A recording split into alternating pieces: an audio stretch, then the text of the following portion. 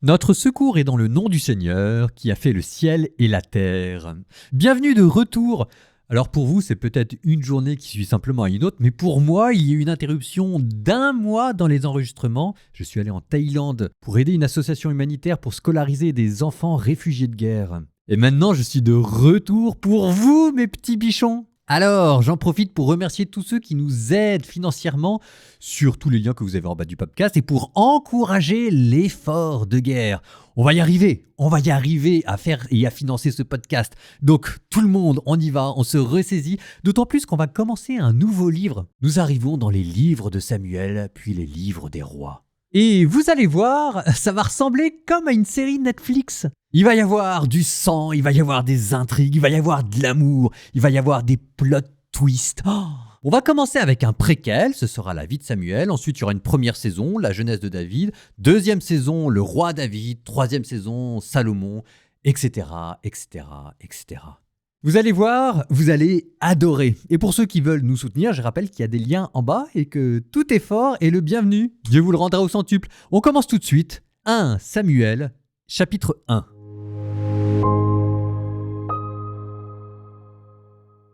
Il y avait un homme de la ville de Rama dans la montagne d'Éphraïm. Il s'appelait Elkana, fils de Jéroham, fils d'Eliou, fils de Tohu, fils de Chouf. C'était un Éphratéen. Cet homme avait 2 femmes. L'une s'appelait Anne, l'autre Pénina. Pénina avait des enfants, mais Anne n'en avait pas. Chaque année, Elkana montait de sa ville au sanctuaire de Silo pour se prosterner devant le Seigneur de l'univers et lui offrir un sacrifice. C'est à Silo que résidaient, comme prêtres du Seigneur, les 2 fils d'Éli, Ophni et Pinas.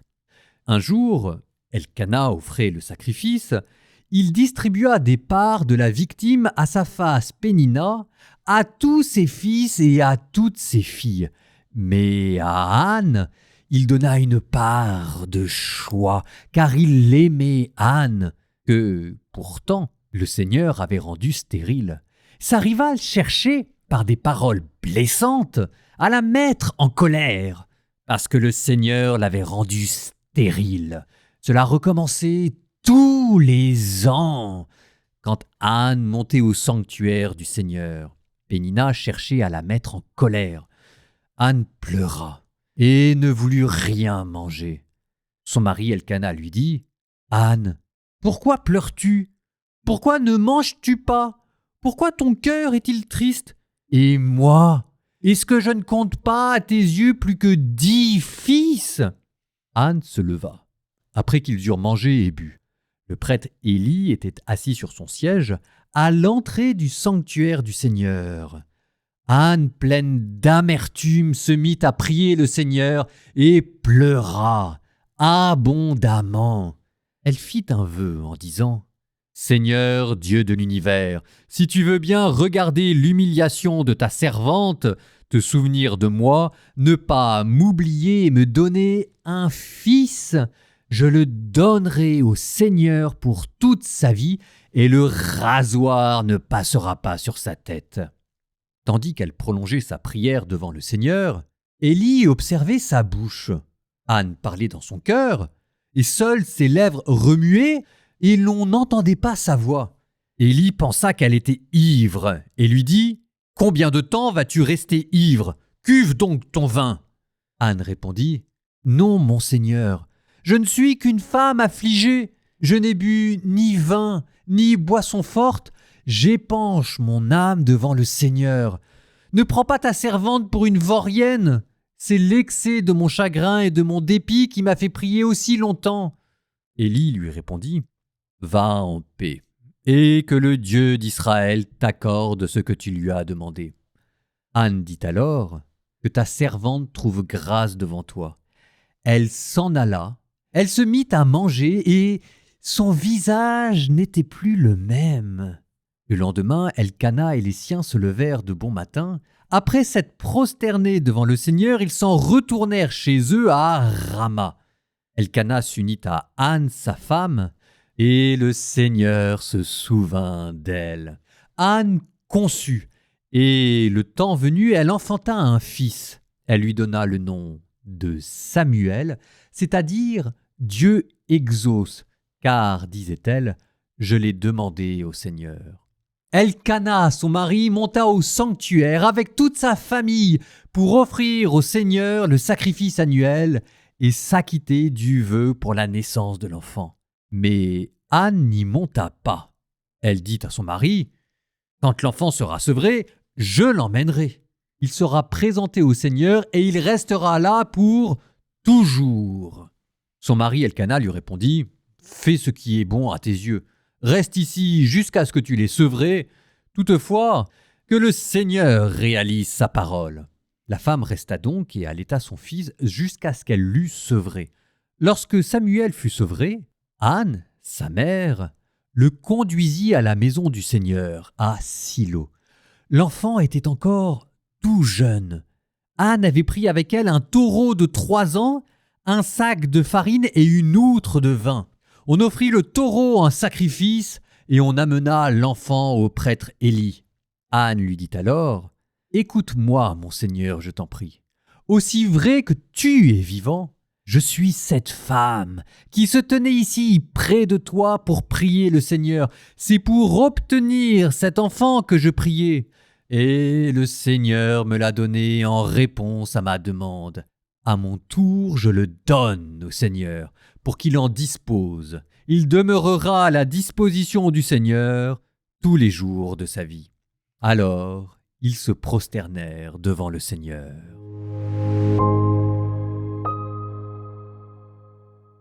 C'est curieux, non ? On a l'impression à la fin de ce chapitre que Anne est presque comme obligée de se battre pour que Élie accepte enfin d'admettre en sa présence le jeune Samuel. Mais pourquoi Anne est-elle obligée de se battre pour que Élie accepte l'enfant ? Bien, d'après les rabbins, leur réponse se trouvait un chapitre avant, verset 25. On offrit le taureau en sacrifice. On, c'est-à-dire des laïcs, la famille d'Anne, d'Elkana qui avait offert en sacrifice un taureau, et voyant cela, le prêtre Élie, parce qu'il était prêtre, s'était mis en colère. On lui volait son travail. Mais d'après le Midrash rabbinique, le jeune Samuel, empli de l'Esprit Saint, avait alors rappelé à Élie que le Lévitique stipulait que le prêtre devait offrir le sang du sacrifice, mais non pas qu'il devait offrir le sacrifice. Pas mal pour un enfant à peine sevré. Élie devient fou de rage. Tu as peut-être raison au regard de la Torah, mais faire la leçon à un ancien d'Israël, voilà quelque chose qui est passible de mort. Anne, la mère de Samuel, tombe aux genoux d'Élie et lui dit « Mais Seigneur, souviens-toi, cet enfant, c'est celui que tu avais promis de prendre dans ta présence. » Ça en dit long sur Élie, ça en dit long sur Samuel, ça en dit long aussi sur Anne. Alors creusons un tout petit peu. Élie représente une première manière de se consacrer à Dieu, la consécration sacerdotale, en étant prêtre, c'est-à-dire en étant un intermédiaire entre Dieu et les hommes par le biais du sacrifice. Et le Lévitique vous dit que le signe de cette consécration, c'est l'onction d'huile. Mais avec Samuel, on nous présente un autre type de consécration, une consécration que l'on pourrait quasiment qualifier de laïque, le naziréat, les nazirs, Samson. Eh bien, Samuel est un autre de ces nazirs, lui dont sa mère avait dit qu'il ne se couperait pas les cheveux. Les cheveux, ici, c'est le signe de cette consécration. Livre des Nombres, chapitre 6, le nazir porte sur sa tête la couronne, Nézer, le signe de sa consécration. C'est pour ça qu'il ne fallait pas se couper les cheveux. Ah, souvenez-vous de Samson. Et c'est ainsi que vous avez 2 types de consécration, l'une institutionnelle, l'autre charismatiques, on dira, qui sont présentés ici comme étant quasiment en compétition. Le prêtre est un intermédiaire entre Dieu et les hommes par le biais des sacrifices. Samuel va proposer un autre type d'intermédiaire entre Dieu et les hommes. Quitte à spoiler, mais tant pis, ça permettra de mieux comprendre, avec Samuel, vous êtes en train d'assister à la naissance d'un nouveau type d'homme de Dieu que l'on appellera plus tard le prophète. Mais, chut, on n'en est qu'au début. Voilà pour Élie, voilà pour Samuel. Revenons maintenant à Anne. Anne, c'est une fleur qui a poussé dans un terrain vague. Regardez Élie, regardez son mari Elkana. Elkana qui disait à sa femme qui était malheureuse parce qu'elle était stérile « Pourquoi est-ce que tu pleures ? Pourquoi est-ce que ton cœur est triste ?» Vous savez, c'est cette manière de feindre l'innocence comme pour refuser aux autres le droit d'être malheureux. Et c'est pas fini, regardez ce qu'il dit après. Est-ce que moi je ne compte pas à tes yeux plus que 10 fils ? Sous-entendu, si tu pleures parce que tu n'as pas d'enfant, ça veut dire que tu ne m'aimes pas. Le narcissisme à l'état pur qui ramène toujours tout à soi. C'est extraordinaire, cette manière d'être imbu de soi-même pour en manquer à ce point-là de tact et de finesse psychologique. Elkanah, c'est le prototype du gros lourd. Et à ce gros lourd de Marie, pour Anne, répond cet autre gros lourd de grand prêtre qui est Élie, qui s'énerve parce qu'elle prie à voix basse et qu'elle n'est pas en train de réciter les bonnes petites prières qu'il conviendrait. Ah, le degré zéro de finesse psychologique. Vous savez, une paroisse, c'est comme un mariage. C'est une boîte de chocolat, on ne sait jamais très bien sur qui on va tomber. Des maris qui ne comprennent pas leur femme, il y en a plein. Des femmes qui ne comprennent pas leur mari, il y en a plein aussi. Mais plutôt que de râler sur les curés et sur les maris, regardez la manière dont Anne réagit. Anne pourrait se résigner, c'est Dieu qui n'a pas voulu que j'ai pas d'enfant, je me contenterai d'être une bonne épouse. Anne pourrait être aigrie, quoi, qu'est-ce que tu as encore à me faire la leçon ? Mais non, Anne continue de se battre, et puisqu'elle ne peut plus se battre que dans la prière, c'est là qu'elle se battra. Et c'est ainsi que la prière d'Anne est devenue, d'après les rabbins, le modèle de toutes les prières. Vous regarderez la gratuité et le sentiment de transcendance divine qu'il y a dedans. Anne, c'est une chanson de James Brown. This is a man's world, but it would be nothing without a woman's heart. C'est un monde d'hommes, de gros lourds, mais qui ne serait rien sans le cœur d'une femme. Et c'est ainsi que commence le livre de Samuel. Psaume 65. Acclamez Dieu toute la terre, fêtez la gloire de son nom, glorifiez-le en célébrant sa louange, dites à Dieu que tes actions sont redoutables. En présence de ta force, tes ennemis s'inclinent, toute la terre se prosterne devant toi, elle chante pour toi, elle chante pour ton nom. Venez et voyez les hauts faits de Dieu, ses exploits redoutables pour les fils des hommes. Il changea la mer en terre ferme, ils passèrent le fleuve à pied sec. De là, cette joie qu'il nous le donne. Il règne à jamais par sa puissance. Ses yeux observent les nations. Que les rebelles courbent la tête. Peuple, bénissez notre Dieu. Faites retentir sa louange, car il rend la vie à notre âme.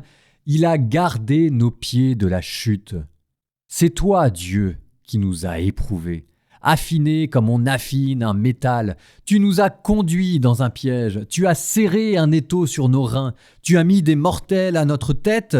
Nous sommes entrés dans l'eau et le feu. Tu nous as fait sortir vers l'abondance. Je viens dans ta maison avec des holocaustes. Je tiendrai mes promesses envers toi. Les promesses qui m'ouvrirent les lèvres, que ma bouche a prononcées dans ma détresse. Je t'offrirai de beaux holocaustes avec le fumet des béliers. Je prépare des bœufs et des chevreaux. Venez, écoutez, vous tous qui craignez Dieu. Je vous dirai ce qu'il a fait pour mon âme. Quand je poussais vers lui mon cri, ma bouche faisait déjà son éloge. Si mon cœur avait regardé vers le mal, le Seigneur n'aurait pas écouté. Et pourtant, Dieu a écouté. Il entend le cri de ma prière. Béni soit Dieu, qui n'a pas écarté ma prière, ni détourné de moi son amour.